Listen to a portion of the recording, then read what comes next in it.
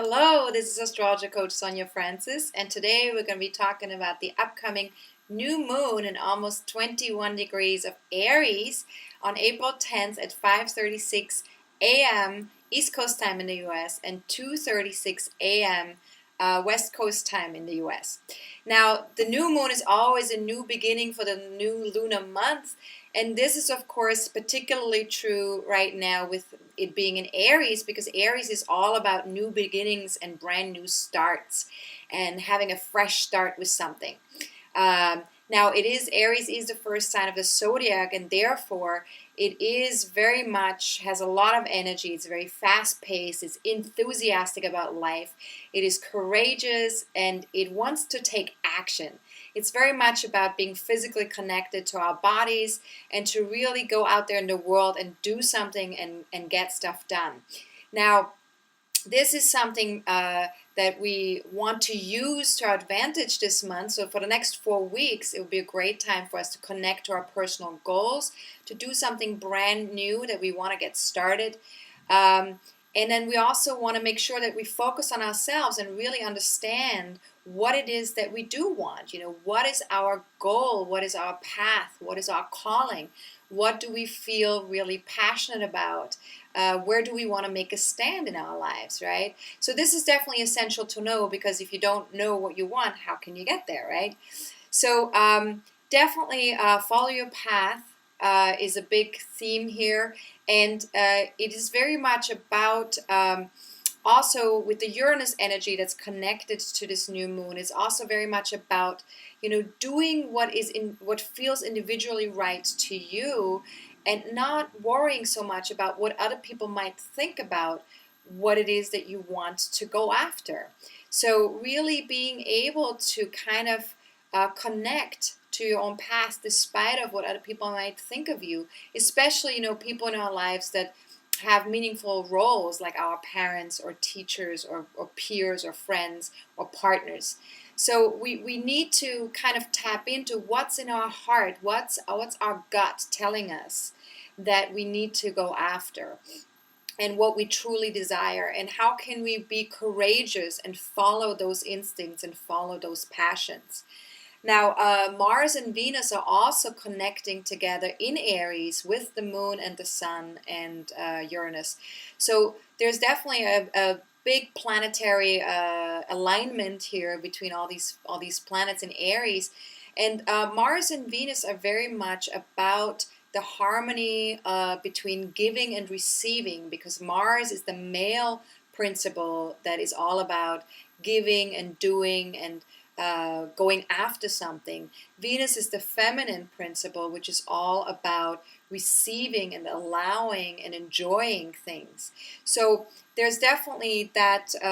It's also about collaboration, for example, Venus, right? So there's definitely a need for the female and male energies to find harmony with each other and to connect to each other within each one of us. So it is essential for us to connect to both of these parts inside of us so that we can really achieve something great. And of course, part of achieving something great is also being able to give to yourself, being able to nurture yourself, being able to be there for yourself. And that is very much the message of Aries as well. It is about focusing on ourselves and focusing on what we need so that we can be of complete service to others, and that we can give in a healthy way, so that we're not de-energizing ourselves by only giving, but that we're also really taking care of ourselves so we can give full out without regret and without depleting ourselves. Now, the other thing with all this Aries energy, of course, is that we're being asked to tap into our inner warrior. And the inner warrior is sort of the archetype of Aries and has a lot to do with generating and protecting life. Now, the inner warrior sometimes gets misunderstood because sometimes we see it as something that exploits or destroys things.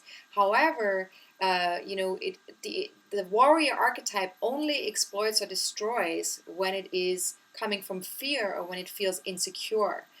And therefore it's very important to tap into this warrior energy through love, because when we tap into it through love, we're definitely feeling more fully connected to life, and we want to protect life. We want to generate something new that supports life rather than destroys life. Now, another part of the inner warrior is assertiveness.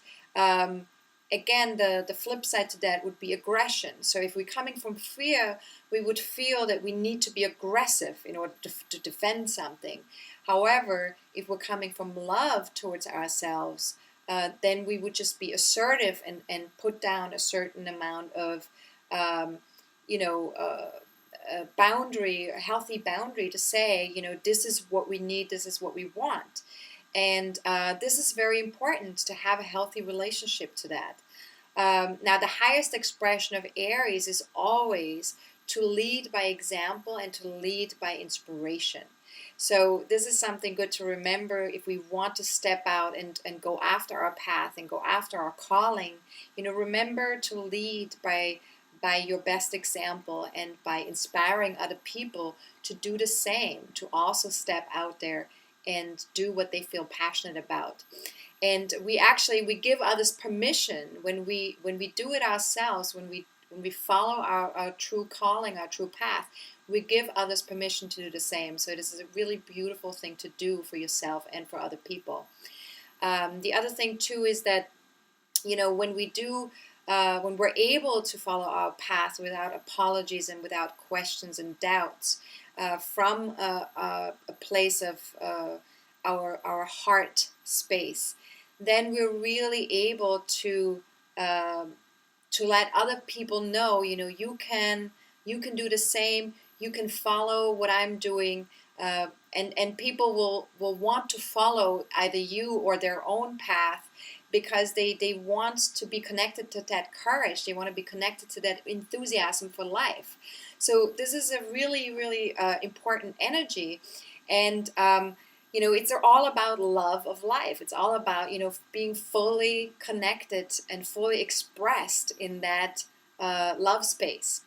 Now, when we're really connected to the core of that and really connected to our passion of that, we can really be fully expressed in that Aryan energy.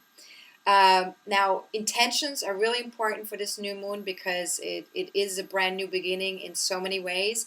So as best as you can, set your intentions this month. The best time to set intentions this time around is right after the new moon is exact, at 5:36 a.m. on Wednesday, April 10th, until 12:25 p.m. on Wednesday as well. Eastern Daylight Savings Time, which is the East Coast time in the US, or New York time. And then after 11:22 p.m. also on Wednesday, April 10th, until 5:36 a.m. Friday, April 12th. So if you live in a different time zone and you need to know what this time zone is for you, what this time of setting intentions is best for you, please feel free to go to the internet and Google time zone converters. There are wonderful tools out there on the internet that help you convert time. So please feel free to check that out and just put in, New York time, the times that I was just giving you, and then put your own time zone, and then just click, convert, and then it should give you the exact time. And if you do have issues with that, please feel free to reach out to me via email and just let me know that you're having difficulties, and I'd be happy to help you with that process.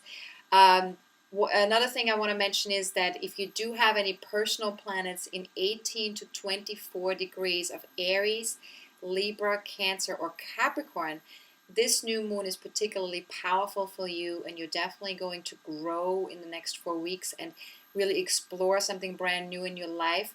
Now, if you do want to know exactly where that is going to take place in your life, I'd be very happy to support you with that too. So please just feel free to reach out for a reading, either via my website at astrologercoach.com/services.html. There are all my services listed, and you can purchase them either via PayPal or credit card, and also fill out my online form on that same page so that we can schedule a session together. Or you can also email me at Sonja@AstrologerCoach.com. That's Sonja, Sonja, at AstrologerCoach.com, and I'd be happy to answer any general questions you may have about the new moon or support you more fully by scheduling a session with you. Now, have a fantastic new moon. Please remember that the new moon is an energy where we want to go within and we want to tap into what are those seeds that we're trying to create right now. And it's not a time for action yet. Take your time with that. Wait a couple of days after the new moon to start to fully take action with the new things that you want to create. All right, have a fantastic new moon, and I will be back soon. This is Astrologer Coach Sonja Francis. Goodbye.